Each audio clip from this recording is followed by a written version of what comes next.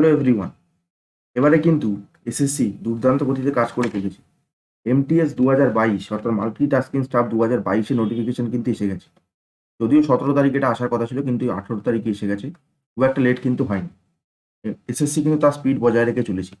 এটা আবার একটা দারুণ অপরচুনিটি আমরা যারা এসএসসি অ্যাসপিরেন্ট তাদের কাছে। তো দেখো, 18 তারিখ থেকেই কিন্তু ফর্ম ফিল আপ শুরু হয়ে যাচ্ছে, 17 তারিখ অব্দি লাস্ট ডেট। তোমরা কিন্তু দেরি না করে যত তাড়াতাড়ি সম্ভব এই ফর্মটা ভরে ফেলো। এবং এই যে এমটিএস এর নোটিশটা বেরোলো, যেখানে কিন্তু আমরা একটা প্যাটার্ন চেঞ্জ এক্সপেক্ট করেছিলাম।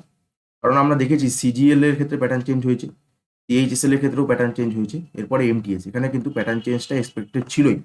কিন্তু এই প্যাটার্ন চেঞ্জটা এতটাই অন্যরকম করে দিয়েছে এরা সিজিএল সিএইচএসএল এর থেকে, সেটা কিন্তু একদমই আনএক্সপেক্টেড আমরা বলতে পারি। কারণ এখানে কিন্তু ম্যাথ বা রিজনিং এদের কিন্তু ওয়েটেজ অনেকটা কমিয়ে দেওয়া হয়েছে। আমরা দেখেছি সিজিএল সিএইচএসএল এ কিন্তু জিকের ওয়েটেজ বেড়েছে, ইংলিশের ওয়েটেজ বেড়েছে। এমটিএসও কিন্তু জিকে আর ইংলিশের ওয়েটেজ বেড়েছে, এবং তার সাথে সাথে কিন্তু ম্যাথ রিজনিং এর ওয়েটেজটা কমানো হয়েছে। তো এই বিষয়ে ডিটেলস আমরা এই ভিডিওটা আলোচনা করবো। তো ভিডিওটা পুরোটা দেখে নাও শর্টে। এই হচ্ছে তোমাদের ডেট, যেগুলো 18 তারিখ থেকে শুরু হয়ে যাচ্ছে, 17 তারিখ হচ্ছে লাস্ট ডেট।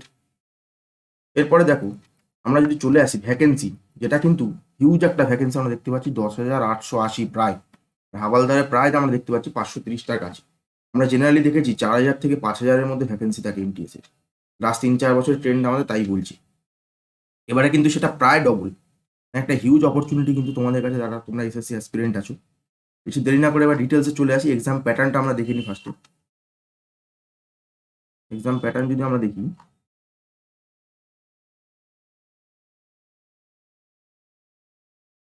তাহলে এই হচ্ছে আমাদের, দেখো, exam pattern, scheme of the examination. আমাদের যেটা হাবালদার পোস্ট আছে তার জন্য কিন্তু আমাদের একটা ফিজিক্যাল টেস্ট থাকবে, যেটা আমরা এর আগেও দেখেছি থাকে এটা। কিন্তু আমাদের এমটিএস এর জন্য কিন্তু কোনো ফিজিক্যাল টেস্ট নেই। এবারে এমটিএসটা আমাদের লোকাল, বেশ কিছু লোকাল ল্যাঙ্গুয়েজও কন্ডাক্ট করানো হবে। মেন যে জিনিসটা দেখার উচিত সেখানে হচ্ছে এই যে কম্পিউটার বেসড এক্সামিনেশন, সেখানে দুটো সেশন রাখা হয়েছে। একটা হচ্ছে সেশন 1 আর একটা হচ্ছে সেশন 2। এখানে কিন্তু বলা আছে যে দুটো সেশনই কিন্তু অ্যাটেন্ড করতেই হবে, ম্যান্ডেটরি। যদি কেউ কোনো একটা সেশন অ্যাটেন্ড না করে, বা ধরো সে সেশন 1 দিল, সেশন 2 দিল না, বা সেশন 2 দিল, সেশন 1 দিল না, সেক্ষেত্রে কিন্তু তাকে ডিসকোয়ালিফাই করা হবে। অর্থাৎ দুটো সেশনই কিন্তু অ্যাটেন্ড করা মাস্ট। এই প্রথম সেশনে কি আছে? প্রথম সেশনে আছে আমাদের হচ্ছে রিজনিং এবং হচ্ছে আমাদের কোয়ান্ট, যেটা আমরা মার্কস দিচ্ছি হচ্ছে 60 মার্কস করে।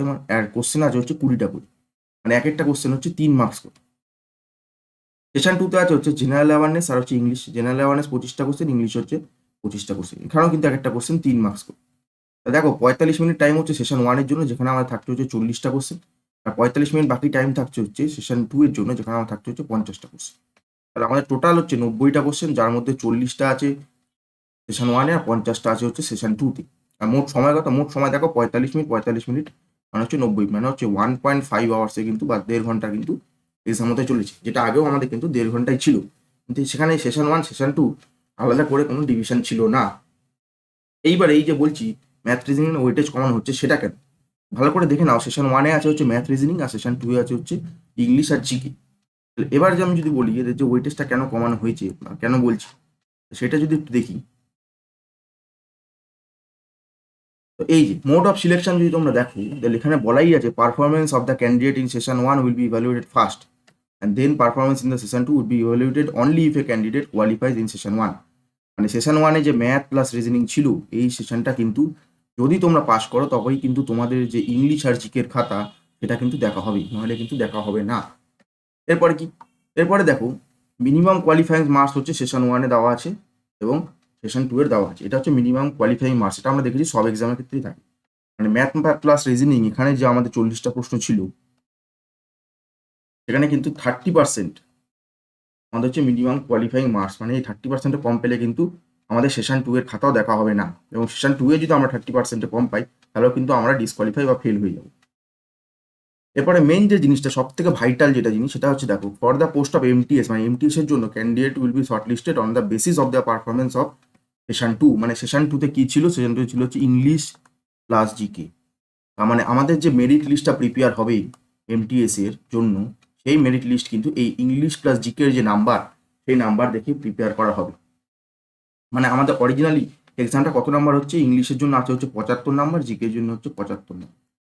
এই 150 নাম্বারের ওপর কে কত স্কোর করবে, তার উপরে কিন্তু এই মেরিট লিস্ট প্রিপেয়ার করা হবে। এখানে বলাই আছে merit list would be prepared solely based on the performance of the session 2।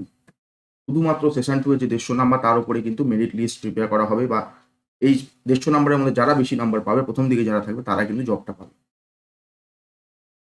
এরপরে দেখো বলা আছে যে হাওলদারের ক্ষেত্রেও আমাদের একটা আলাদা লিস্ট বেরোবে। এমটিএস যেমন লিস্ট হয়, হাওলদারের আলাদা লিস্ট হয়। হাওলদারের ক্ষেত্রে কি হয়, তোমাদের এই যে রিটেন এক্সাম, এই রিটেন এক্সামের পরে তোমাদের একটা ফিজিক্যাল কোয়ালিফাইং টেস্ট হয়। সেই টেস্টও তোমাকে কোয়ালিফাই করা ম্যান্ডেটরি যদি তুমি হাওলদার পোস্টে যেতে চাও। আর যদি তুমি সেই টেস্টে কোয়ালিফাই না করো, তখন তোমাকে খালি শুধুমাত্র এমটিএস পোস্টের জন্যই কিন্তু কনসিডার করা হবে। দেখো এখানে আবার 18.10 নম্বর পয়েন্টে বলা আছে, for the post of MTS based on the performance session 2 of CBT candidates will be consider for final merit. Final merit কিন্তু শুধুমাত্র সেশন 2, আবারও বলছি, তার মানে ম্যাথ প্লাস রিজনিং এদের কিন্তু শুধুমাত্র এরা এখন কোয়ালিফাইং হয়ে গেল। এরা কিন্তু কোয়ালিফাইং হয়ে গেল, শুধুমাত্র এরা কিন্তু কোয়ালিফাইং এখন, এদের ওপরে কিন্তু কোনো রকম মেরিট লিস্ট প্রিপেয়ার হবে না। এবং এরপরে হাওলদারের ক্ষেত্রেও যেরকমটা বললাম তোমাদের হচ্ছে, যেমন সিবিটি থাকছেই, যেমন তার সাথে সাথে হচ্ছে তোমাদের ফিজিক্যাল এফিসিয়েন্সি টেস্টও কিন্তু থাকবে। এই হচ্ছে সবচেয়ে ভালো খবর আমাদের জন্য, বিশেষত পশ্চিমবঙ্গের যারা ছাত্রছাত্রীরা আছেন, যারা মোটামুটি পশ্চিমবঙ্গের সরকারি চাকরির জন্য প্রিপেয়ার করেন, তাদের জন্য একটা সুখবর এটাই। কারণ তাদের অনেকটা আমরা জেনে থাকি যে জিকেটা অনেকটা স্ট্রং, প্লাস তাদের ইংলিশটাও বেশ ভালো। পশ্চিমবঙ্গের বা স্টেট গভর্নমেন্ট যারা অ্যাসপিরেন্ট আছে তাদের জন্য এটা কিন্তু একটা দারুণ অপরচুনিটি। কারণ তাদের জিকেটা স্ট্রং, ইংলিশ ভালো, তাদের কিন্তু স্কোর করার যে চান্স সেটাও বেশি। যেহেতু ম্যাথ প্লাস রিজনিং কোয়ালিফাইং হয়ে গেছে, তাই অতটা আমাদের চিন্তার কিছু নেই। এখানে মোটামুটি করে আমরা একটা পাস করে গেলে কিন্তু আমরা এখানে যদি স্কোর করি তাহলে কিন্তু আমরা চাকরিটা পেয়ে যাবো। এবারে এই হচ্ছে ভালো দিকগুলো আমি যেটা বললাম। এবারে যেটা খারাপ দিক আমার লেগেছে এটা যদি একটু বলি, দেখো এজ লিমিটটা যেটা ধরা হয়েছে 1/1/2023 থেকে, এটা কিন্তু দেখো আমাদের এমটিএস কিন্তু 2022 সালের এক্সাম, 2023-এর এমটিএস কিন্তু এখনো আসেনি, 2023-এর এমটিএস এখনো আসেনি। এই যে 2022 সালের এমটিএস, সেখানে এজ লিমিটটা কিন্তু 2023 থেকে ধরা হয়েছে। এটা কিন্তু আমার মনে হয়েছে যেটা খারাপ দিক। এর ফলে কিন্তু অনেক ছাত্রছাত্রী বাদ হয়ে যাবে, যাদের বয়স 18 থেকে 25, 18 থেকে 27 পেরিয়ে গেছে এই 1 বছরের মধ্যে, তারা কিন্তু এই এক্সামটা থেকে বাদ হয়ে যাবে। এইটা আমার মনে হয় যদি 1/1/2022 করতো, তাহলে কিন্তু জিনিসটা একদম ঠিকঠাক হতো, বা জিনিসটা যারা এই এক্সামগুলো দিচ্ছে বা যারা এই 1 বছরের মধ্যে পড়েছে তাদের প্রতি কিন্তু সুবিচার করা হতো। এই জিনিসটা দেখা যাক যদি পরে এসএসসি চেঞ্জ করে, কিন্তু তোমরা আপাতত সেই চিন্তা না থেকে এখনই পরীক্ষার জন্য প্রিপারেশন শুরু করে দাও। আর বেশি দেরি না করে সময় থাকতে থাকতে ফর্মটা ভরে ফেলো।